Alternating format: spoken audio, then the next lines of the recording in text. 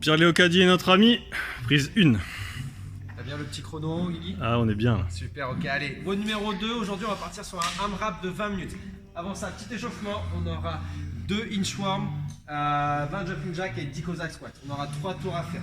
Donc pour les inchworm, pied largeur épaule. Là, je vais aller chercher devant le plus loin possible.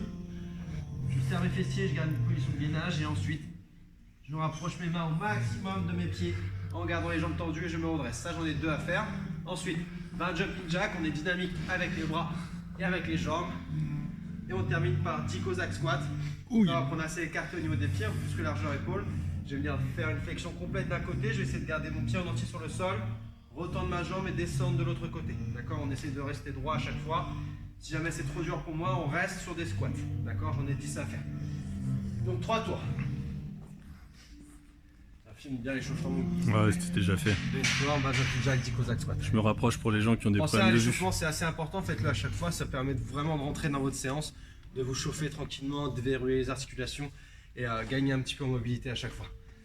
Aujourd'hui, AMRAP de 20 minutes. On va partir sur donc un maximum de tours à réaliser de 70 double under, ensuite 35 snatch avec un objet, pas que ce soit un objet léger, d'accord? Moi, je vais vous montrer avec une plate de 5 kg.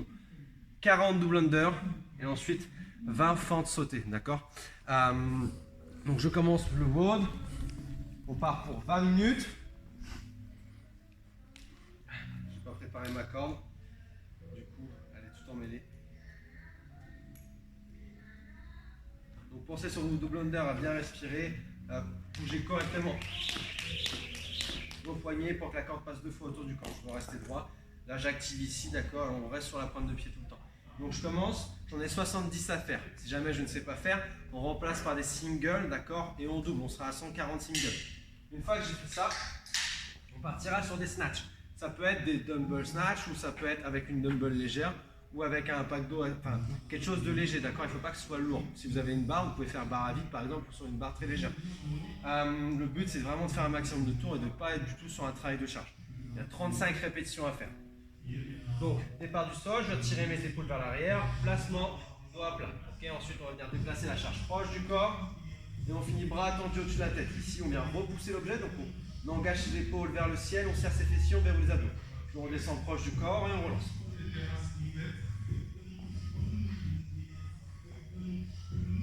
Vous voyez, il faut que ça soit assez dynamique, c'est pour ça qu'il faut que ça soit léger. Okay, je ne veux pas, sur les 35, je peux faire un break, okay, mais je n'ai pas plus de break que ça.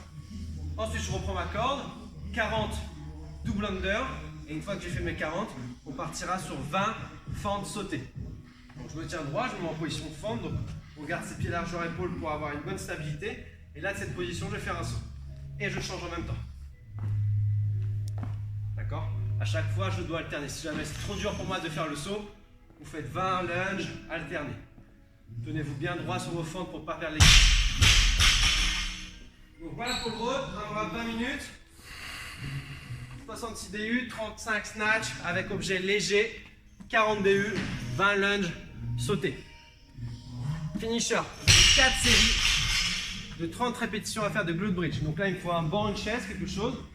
Je viens poser mes talons à peu près à 90 degrés sur mon objet. Et là, dans cette position, je vais tout simplement envoyer mes hanches, d'accord, le plus haut possible. Je serre mes fessiers, on pousse bien dans ses talons, on doit sentir ses ischios travailler. Je redescends, je ne touche pas le sol et je repars. Pensez, c'est un mouvement qui est plutôt contrôlé, d'accord? À chaque fois, je marque bien la position haute, je redescends, on enchaîne. Une fois que j'ai fait les 30 répétitions, je peux prendre à peu près 1 minute 30 de pause et ça, je dois le faire 4 fois. Donc voilà pour le WOD du jour. Si vous avez des questions, petit message. Sinon, on se retrouve demain pour le WOD numéro 3.